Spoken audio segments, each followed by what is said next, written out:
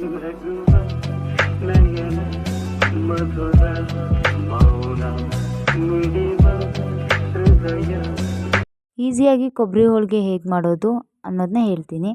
ಮೊದಲು ಮೈದಾ ಹಿಟ್ಟು ಸ್ವಲ್ಪ ತಗೊಂಡು, ಮೈದಾ ಹಿಟ್ಟು, ಕೊಬ್ಬರಿ ಮತ್ತು ಬೆಲ್ಲ ಈ 3 ಸಾಮಗ್ರಿಗಳಿಂದ ನಾವು ರುಚಿಯಾದ ಕೊಬ್ಬರಿ ಹೋಳಿಗೆಯನ್ನು ತಯಾರು ಮಾಡ್ಬೋದು. ನಾನು ಮೈದಾ ಹಿಟ್ಟಿಗೆ ಸ್ವಲ್ಪ ಕಲ್ಲರ್ ಹಾಕ್ತಿದ್ದೀನಿ. ಕಲ್ಲರ್ ಹಾಕ್ಬಿಟ್ಟು ಸ್ವಲ್ಪ ಅದನ್ನು ನೀಟಾಗಿ ಬ್ಲೈಂಡ್ ಮಾಡ್ಕೊಳ್ಳೋಣ. ಕಲರ್ ಹಾಕ್ಬಿಟ್ಟು ಬ್ಲೈಂಡ್ ಮಾಡ್ಕೊಂಡಾಗ ಸ್ವಲ್ಪ ಅದನ್ನು ಮಿಶ್ರಣ ಮಾಡಿಕೊಂಡಾಗ ಅದು ಫುಲ್ ಎಲ್ಲ ಕಡೆಯೂ ಬ್ಲೈಂಡ್ ಆಗುತ್ತೆ. ಈಗ ನೆಕ್ಸ್ಟ್ ಅದಕ್ಕೆ ಸ್ವಲ್ಪ ನೀರು ಹಾಕ್ಕೊಂಡು ನೀಟಾಗಿ ಅದನ್ನು ಕಲಿಸ್ಕೊಳ್ಳೋಣ. ನೀರು ಸ್ವಲ್ಪನೇ ಹಾಕಿ ಕಲಿಸ್ಕೊತಾ ಇರಬೇಕು, ಯಾಕಂದರೆ ಅದು ಒಂದೊಂದು ಸರಿ ತೆಳುವಾಗ್ಬೋದು ಅಥವಾ ಗಟ್ಟಿನೂ ಆಗ್ಬೋದು.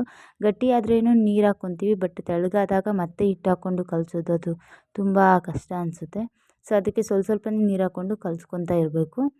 ಕಲಿಸ್ಕೊಂಡಾದ್ಮೇಲೆ ಅದನ್ನು ನೀಟಾಗಿ ಕಲಿಸ್ಕೊತಾ ಆಮೇಲೆ ಸ್ವಲ್ಪ ಅದು ನೀಟಾಗಿ ಈ ಥರ ಕಲಸಿದ ಮೇಲೆ ಅದಕ್ಕೆ ಸ್ವಲ್ಪ ನಾವು ಎಣ್ಣೆನ ಸೇರಿಸ್ತೀವಿ.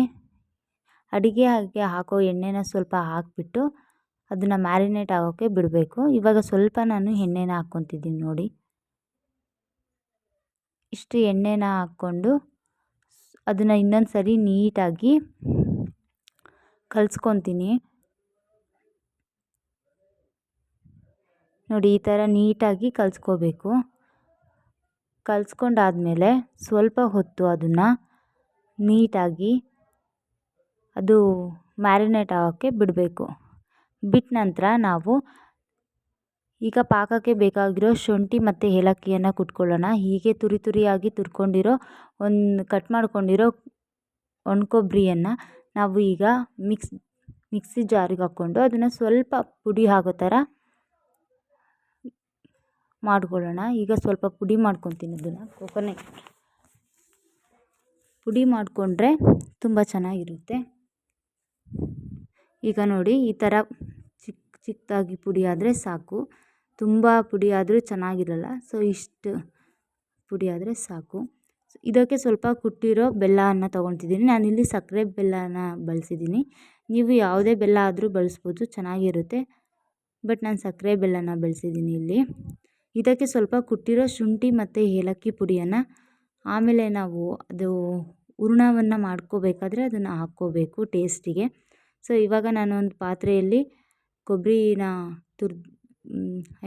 ಪುಡಿ ಮಾಡ್ಕೊಂಡಿರೋದನ್ನ ಹಾಕ್ಕೊಂಡಿದ್ದೀನಿ. ಅದನ್ನ ಒಲೆ ಮೇಲೆ ಇಟ್ಕೊಂಡು ಸ್ವಲ್ಪ ಕೊಬ್ಬರಿಯ ಎಣ್ಣೆ ಅಂಶ ಮತ್ತು ಅದೊಂದು ಸ್ವಲ್ಪ ಹಸಿ ನಾತದ್ದು ಹೋಗೋಕ್ಕೆ ಸ್ವಲ್ಪ ಅದನ್ನು ಫುಲ್ ಹುರ್ಕೊತೀನಿ. ಅದಕ್ಕೆ ಇವಾಗ ಬೆಲ್ಲನ ಹಾಕ್ಕೊಂಡು ನೀಟಾಗಿ ಮಿಶ್ರಣ ಮಾಡ್ಕೋಬೇಕು.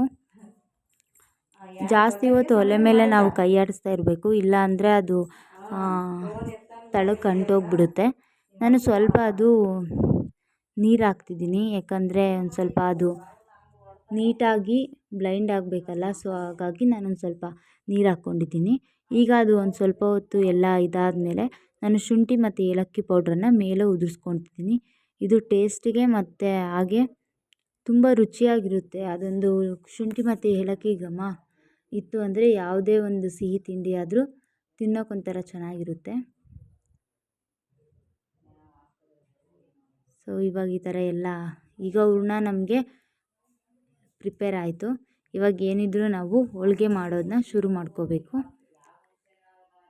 ಇವಾಗ ಹೋಳಿಗೆ ಮಾಡೋಕ್ಕೆ ಶುರು ಮಾಡ್ಕೊಂಡಿದ್ದೀನಿ. ಹಿಟ್ಟು ತುಂಬ ಚೆನ್ನಾಗಿ ಮ್ಯಾರಿನೇಟ್ ಆಗಿತ್ತು. ಅದಕ್ಕೆ ಸ್ವಲ್ಪ ಕೊಬ್ಬರಿ ಹೂರಣವನ್ನು ಹಾಕ್ಕೊಂಡು ಇವಾಗ ಅದನ್ನ ನಿಧಾನಾಗಿ ಒಂದು ಪೇಪರ್ ಮೇಲೆ ಎಣ್ಣೆ ಹಚ್ಕೊಂಡು ತಟ್ಕೊತಿದ್ದೀನಿ.